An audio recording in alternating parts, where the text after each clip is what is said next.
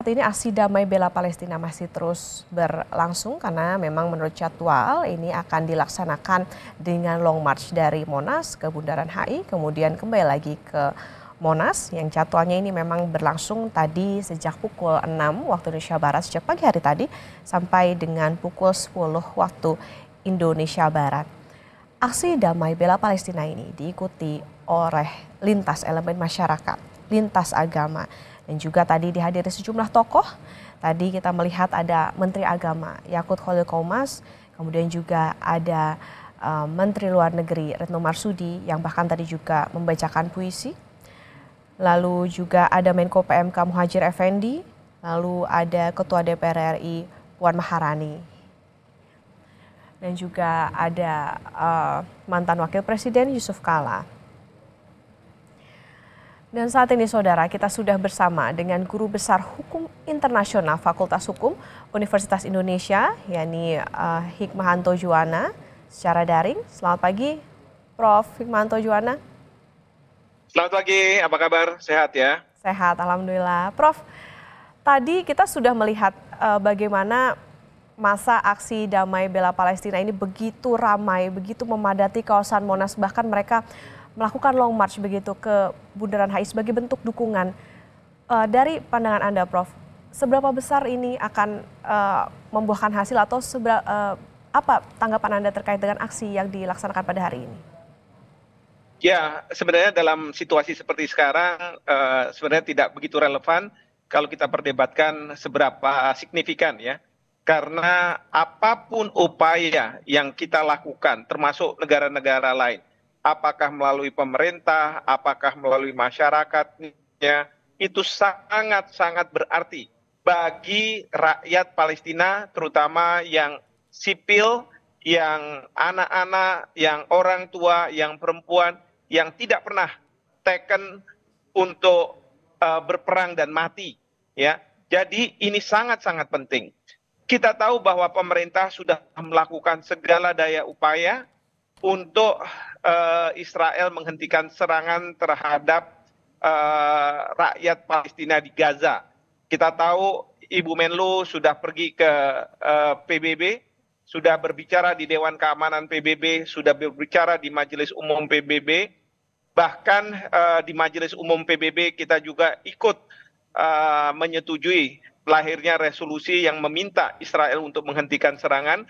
Tetapi meskipun jumlahnya besar, tetapi Israel dan Amerika Serikat menolak resolusi ini, ya serangan-serangan tetap berjalan. Bahkan serangan sekarang sudah masuk ke serangan darat.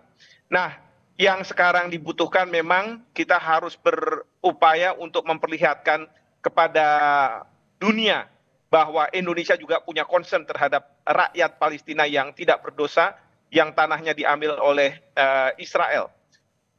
Tentu ini juga kita ingin tunjukkan kepada pemerintah di Amerika Serikat bahwa pemerintah Amerika Serikat tidak seharusnya membenarkan tindakan yang tidak proporsional oleh Israel ketika menyerang sebagai balasan terhadap serangan mendadak ke Gaza pada saat ini.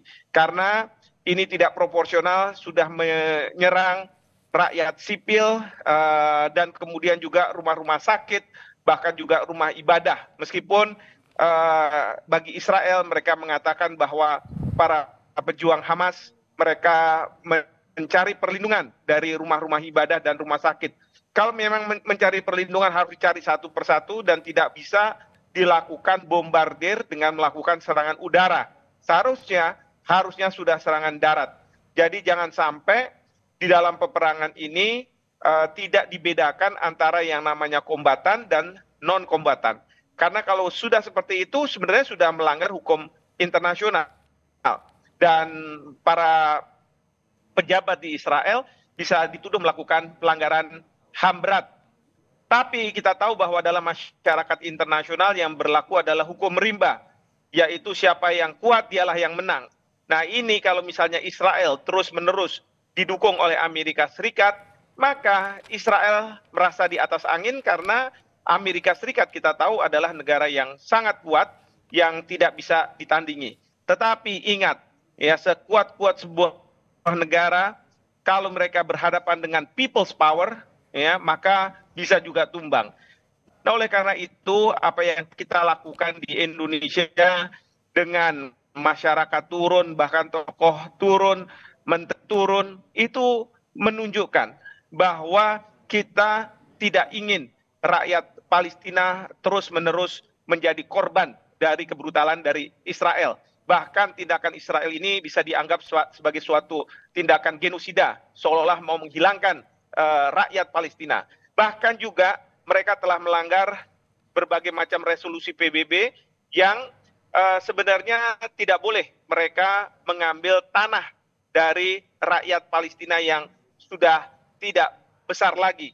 Jadi yang kita khawatirkan adalah tindakan Israel ini mengusir rakyat Palestina dari Gaza, lalu kemudian dengan dalih mencari para pejuang Hamas, dan kemudian nantinya menduduki wilayah Gaza ini dan mencari pemimpin-pemimpin yang bisa bekerja sama dengan Israel atau pemimpin-pemimpin boneka. Nah, ini yang kita tidak inginkan, karena memang kalau kita lihat dalam sejarah, misalnya Perang Dunia Kedua, ketika Amerika Serikat mendapat serangan secara mendadak dari Jepang, kemarahan Amerika Serikat itu diwujudkan dengan menjatuhkan bom atom di Hiroshima dan Nagasaki yang tidak membedakan antara mereka yang kombatan dan non-kombatan. Sehingga banyak rakyat Jepang, rakyat sipil, anak-anak, perempuan, orang tua menjadi korban. Nah, ini tidak boleh terulang. Apalagi ketika itu juga pemerintah Amerika Serikat kemudian menduduki Jepang, mengganti konstitusi, mencari pemimpin-pemimpin yang bisa bekerja sama dengan Amerika Serikat. Pola seperti ini sepertinya akan diikuti oleh Israel. Dan Israel mungkin punya legitimasi untuk membenarkan tindakan ini karena Amerika Serikat juga melakukan hal yang sama. Tetapi kita dunia harus menentang ini. Kita masyarakat bukannya tidak punya peran, kita punya peran yang sangat besar. Setelah demonstrasi seperti ini ditunjukkan, saya berharap bahwa masyarakat kita akan memviralkan kejadian-kejadian yang ada di Palestina, di Gaza. Sampaikan melalui sosial media sehingga apa? Masyarakat di Amerika, masyarakat di Israel, masyarakat di Inggris, Prancis, itu mereka tahu bahwa kebrutalan, kebiadaban dari pemerintah Israel terhadap rakyat Palestina. Sehingga apa? Mereka lah yang kita harapkan akan menekan pemerintah mereka untuk tidak melakukan atau membenarkan serangan yang dilakukan oleh pemerintah Israel ke rakyat Palestina. Ini yang kita harus lakukan. Kita harus berupaya keras supaya ada tindakan nyata dari pemerintah-pemerintah yang mendukung atau membenarkan tindakan yang dilakukan oleh Israel. Demikian. Prof, ini yang juga jadi sorotan kan kemarin ketika Menlu Retno Marsudi ini berada di sidang PBB, begitu ia sempat mengutarakan bahwa meminta negara-negara anggota PBB ini untuk membela kemanusiaan dan keadilan, jangan sampai pertemuan-pertemuan yang sudah dilakukan ini justru pupus karena kepentingan politik sempit. Nah, apa yang Anda cermati dari pernyataan Retno Marsudi itu? Ya, sebenarnya apa yang disampaikan oleh Bu Menlu sejalan dengan apa yang disampaikan oleh Bapak Presiden dan sejalan dengan yang diharapkan oleh banyak negara, banyak masyarakat, bahwa serangan di Israel ini harus dihentikan. Karena apa? Karena tidak proporsional lagi. Yang mereka serang adalah masyarakat yang seharusnya tidak boleh diserang, yaitu masyarakat sipil, non-kombatan. Lalu kemudian rumah sakit, rumah ibadah, itu juga tidak boleh diserang dengan dalih apapun. Ya, kalau mereka akan mencari pejuang Hamas dan lain-lain, silahkan. Tetapi jangan melakukan serangan terhadap rakyat sipil. Nah, jadi apa yang sudah disampaikan oleh Ibu Menlu sudah sejalan sebenarnya. Tetapi yang jadi masalah bahwa dalam masyarakat internasional itu berlaku hukum rimba. Yang siapa yang kuat ialah yang menang, gitu. Kira-kira seperti itu. Sehingga apa? Banyak negara sudah menyuarakan, tetapi ya tidak diindahkan oleh pemerintah Israel, bahkan tidak diindahkan oleh pemerintah Amerika Serikat, Inggris, Perancis. Justru mereka membenarkan tindakan Israel dengan dalih bahwa Israel punya hak untuk membela dirinya pasca serangan mendadak yang dilancarkan ke Israel oleh para pejuang Hamas yang juga mengenai rakyat sipil di Israel. Nah, saya selalu mengatakan sudah kita tidak perlu membela pejuang Hamas, kita tidak perlu membela Israel. Yang kita perlu bela adalah rakyat sipil di Palestina. Kita harus bela mereka yang tidak berdosa. Yang kedua adalah kita harus bela tanah Palestina untuk tidak kemudian diambil secara paksa dengan dalih apapun oleh Israel. Itu yang kita harus bela dalam kesempatan ini. Jadi bukan mau berpihak ke Hamas, mau berpihak kepada Israel dan lain sebagainya. Tidak. Ya, kita harus bela yang namanya kemanusiaan. Kita harus bela keberlangsungan dunia ini. Karena apa? Yang saya lihat sekarang, kalau tidak hati-hati, maka perang dunia ketiga akan segera tiba. Kenapa saya katakan seperti itu? Karena saya melihat Iran sudah melakukan latihan perang besar-besaran. Ini kalau misalnya latihan perang besar-besaran, seperti pada waktu Rusia melakukan latihan perang besar-besaran, dia akan masuk ke misalnya kemarin itu Rusia ke Ukraina. Ini juga bisa dilakukan seperti ini. Kalau misalnya Iran masuk, Amerika Serikat akan membantu Israel. Ya, sekarang ini sudah ada Hezbollah yang dari Lebanon juga sudah melakukan serangan-serangan ke Israel. Jadi untuk bisa menghentikan ini semua, pemerintah Amerika Serikat seharusnya berbicara dengan para tokoh politik, pejabat di Israel untuk segera menghentikan supaya perang dunia ketiga ini tidak segera terjadi. Dan juga yang penting juga bagi kita negara berkembang bahwa perang yang terjadi ini sebenarnya memunculkan berbagai macam krisis finansial, krisis pangan, krisis berbagai macam krisis. Dan ini akan berdampak paling awal adalah rakyat di negara berkembang. Oleh karena itu, menurut saya ini harus kita lakukan. Bahkan saya sudah berkali-kali meminta supaya Bapak Presiden bisa langsung menelpon Joe Biden untuk menjelaskan kenapa Joe Biden perlu untuk meminta Israel menghentikan serangan-serangan itu. Karena masalah kemanusiaan, masalah perang dunia yang diambang pintu ini, dan mencegah terjadinya krisis lanjutan. Ya, jadi ini yang harusnya kita lakukan. Tentu tidak hanya Bapak Presiden sendiri. Saya yakin kepala-kepala pemerintahan yang lain juga harus melakukan hal yang sama. Nah, bagusnya kita sebagai negara yang menganut politik luar negeri bebas aktif, kita tidak berpihak, maka kita bisa bersuara untuk siapa? Bukan untuk salah satu pihak, tetapi untuk kemanusiaan. Itu yang menjadi hal yang sangat penting dan perlu kita cermati bersama. Demikian. Ya. Pak, ini kan yang juga jadi sorotan adalah Israel kan ini terus menyerbu ke wilayah Gaza. Apa sebetulnya pentingnya Gaza atau jalur Gaza buat Israel? Jadi Gaza itu adalah tempat bermukimnya kebanyakan dari yang disebut sebagai faksi Hamas.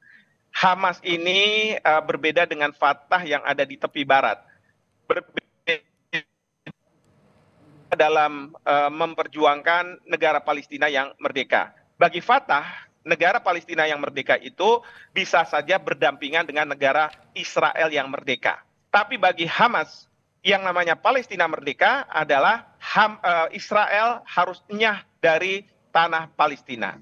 Nah, ini yang sebenarnya juga mempersulit ide termasuk yang sudah dilontarkan Indonesia, yaitu two-state solution. Karena antara faksi yang di organisasi Palestina ini, antara Hamas dan Fatah, mereka tidak bersepakat. Nah, yang kedua adalah yang di Gaza ini, yang banyak dimukimi oleh para pejuang Hamas ini, mereka di dalam memperjuangkan supaya Palestina merdeka menggunakan kekerasan. Sehingga kita tahu bahwa seringkali Hamas akan menyerang dengan rudal dan lain sebagainya. Yang biasanya sudah bisa diantisipasi oleh Israel. Kecuali tanggal 7 Oktober kemarin. Tanggal 7 Oktober kemarin Israel terus terang kecolongan. Dan disinilah kemudian Perdana Menteri Benjamin Netanyahu marah besar dan dia melakukan serangan balasan. Tapi serangan ini sudah tidak proporsional. Sudah di luar akal sehat dari manusia. Oleh karena itu dunia harus melawan. Nah, memang ide dari Netanyahu mungkin adalah mencari para pejuang Hamas, mereka yang bertanggung jawab. Maka serangan yang kemarin ini adalah serangan udara yang membabi buta, mana semua diserang. Nah, sekarang ini mereka masuk menjadi melakukan serangan darat. Serangan darat ini tujuannya adalah mencari pemimpin-pemimpin Hamas. Pemimpin-pemimpin ini harus ditangkap, kalau perlu ya ditembak mati mungkin, dan kalau misalnya ditangkap hidup-hidup tentu harus ikut dalam suatu peradilan mungkin yang diselenggarakan oleh pemerintah Israel. Nah, karena apa? Bagi Israel untuk mengatakan bahwa saya telah memenangkan perang ini harus mencari penanggung jawabnya, ya. Penanggung jawabnya ini harus ditangkap dan kemudian bisa ditunjukkan ke dunia bahwa saya sudah menangkap, saya sudah menembak mati, maka saya menang. Sama seperti ketika Amerika Serikat ke Irak mencari Saddam Hussein, ya, pada waktu Saddam Hussein dituduh membuat senjata yang bisa memusnahkan secara massal. Nah, jadi itu yang dikendaki oleh Israel. Kenapa Gaza kemudian diserang? Ya, karena mereka ingin anasir-anasir pejuang Hamas itu bisa dihilangkan, bisa ditiadakan. Tetapi mereka caranya adalah dengan menembak secara membabi buta semua.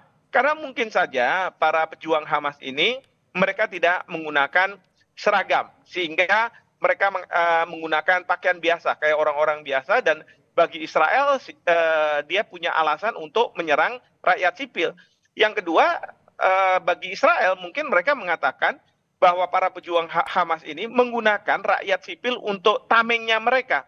Sehingga mau tidak mau ya menurut Israel harus diserang. Tapi ini alasan-alasan yang menurut saya tidak bisa diterima. Karena di dalam hukum perang tidak boleh menggunakan misalnya rakyat sipil sebagai tameng, dan kemudian tentunya Israel juga harus pandai memilah-milah siapa yang harus dia serang dan dia tangkap dan lain sebagainya, dengan catatan bahwa mereka ini masuk kategori sebagai kombatan. Demikian. Nah, itu tadi Prof, tadi kan juga sempat disinggung beberapa kali soal tidak proporsional lagi ini antara Israel dengan Palestina. Nah, sebetulnya di zaman sekarang, Prof, adakah mekanisme perang yang sebenarnya tuh atau seharusnya ini dipatuhi oleh Israel meskipun perang sudah pasti dikutuk oleh dunia? Seperti apa, Prof?